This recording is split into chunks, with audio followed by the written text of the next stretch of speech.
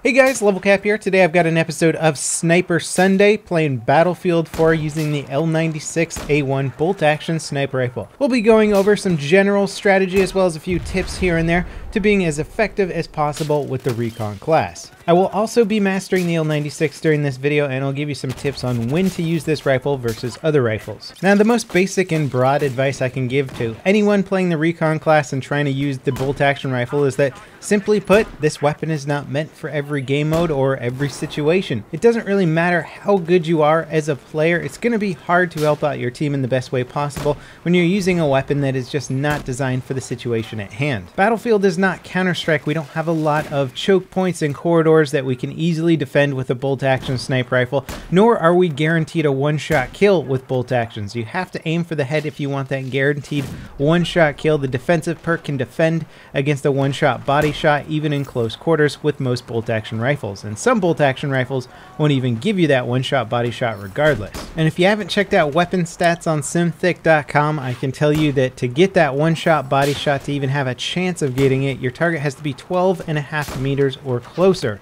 Beyond that, you're not going to get it whether they have the defensive perk or not. So what does this mean overall? Well, unsurprisingly, bolt-action rifles are best at range, very inconsistent in close quarters, so what you want to do is maximize your range whenever possible. Yes, they can get some cool looking kills in CQB, and if you're an awesome player, you can pull off some daring headshots that are close quarter enough, but if you miss your shot, you're pretty much dead, and that is the caveat with these weapons. So stay as far away from your target as humanly possible. The rush game mode is probably my favorite for using bolt-action rifles because there's the least amount of flanking in that game mode, and you can usually set yourself up for some long-range targets. Team Deathmatch can work on the right type of maps. Again, you want to try and get to high ground or an area where you're not as worried about targets flanking you, because again, that's a really bad situation to be in. You'll see a couple of cool kill streaks where I kill some people in close quarters, running, getting some headshots here and there, and it looks awesome when you do it. It's just hard to do it, inconsistent, and again, regardless of your skill level, you're going to lose out most of those firefights. So you really just want to set yourself up in a situation where you have the advantage, and that is the hardest thing to do in Battlefield with a sniper rifle, especially when you're up against people with assault rifles, things that are advantageous in just about any single situation. So that is one of the reasons why people prefer, say, using an assault rifle or a machine gun, because they can be good at just about any range. You don't really have to cater your gameplay style to those guns. Now, when it comes to picking your favorite bolt-action rifle, there's a lot of things to consider. One of the most important statistics, in my opinion, is muzzle velocity. This is how fast the bullet travels out of the gun. This is something that translates to weapons in real life, and in Battlefield 3, they certainly use it a lot to differentiate weapons from one another. If you don't have a fast muzzle velocity, it means you're going to have to lead extra on a moving target, and you're going to have to aim higher above a target's head at further ranges. If you don't have to make these adjustments and compensate for it, you can acquire targets a little bit quicker and a little bit more consistently. Some of the fastest firing bolt-action rifles are the JNG-90 and the M39B. Both have standard bullet drop-off rates, but if you look at something like the SRR-61, it has a slightly slower muzzle velocity,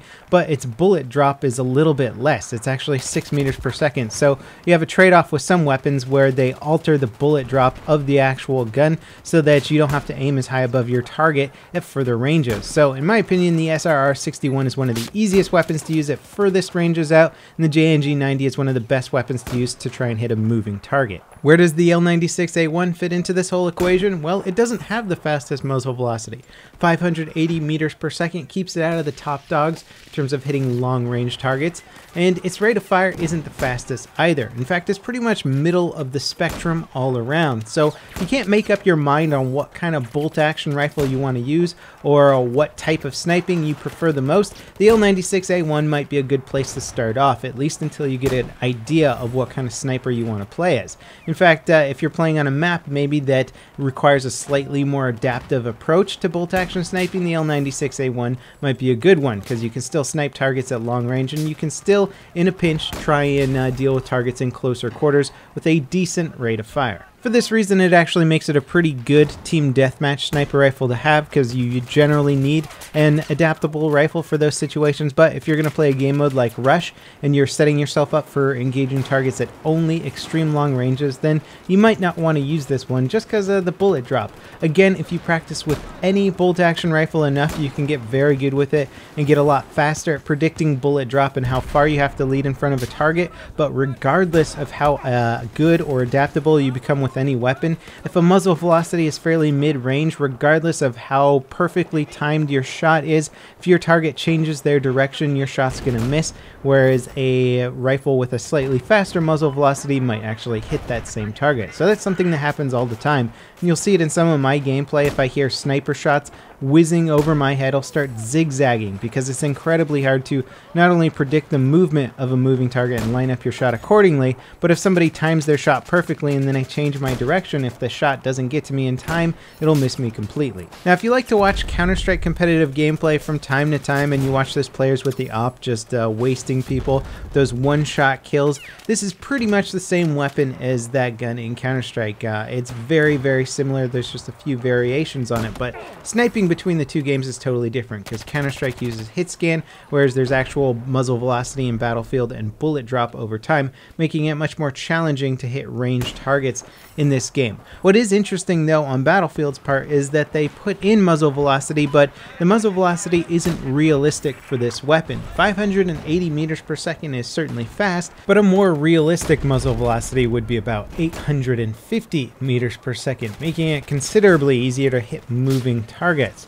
Now, I'm sure the reason for doing this is that the sniper rifle ranges in this game are a bit closer than real-life ranges would be, so you can actually slow down the muzzle velocity to make the sniper gameplay a little bit more challenging. It certainly is interesting, but I would also love to know what it's like sniping with a sniper rifle that has realistic muzzle velocities as the one in real life does. Maybe the engine can't handle it, or maybe, again, it was done for game balance issues. But you'll notice that about all weapons in Battlefield, regardless, most of them have significantly slower muzzle velocities than their real-life counterpart. And I imagine a lot of this, again, is to add a little bit of a challenge factor to the game, because the combat engagement distances are so much closer than they tend to be in real life. Now, I almost always tend to run with a G18 or 93R when using any bolt-action gun to give me a little bit more adaptability in close quarters.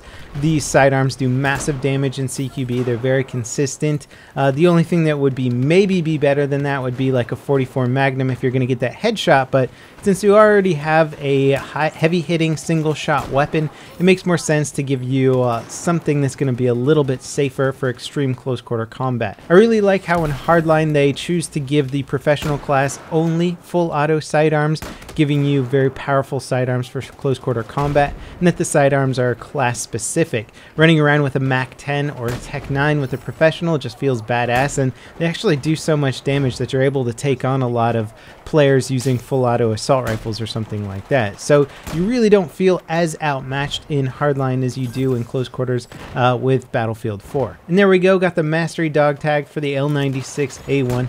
Checking off yet another gun on my list to mastering all the weapons. Don't have too many left, but there are a number of bolt-action rifles that I need to get a ton of kills with. Luckily, I've really warmed up to the world of bolt-action sniping in Battlefield 4. It's never going to put you in a truly competitive state unless you're on the perfect map and the perfect situation for it.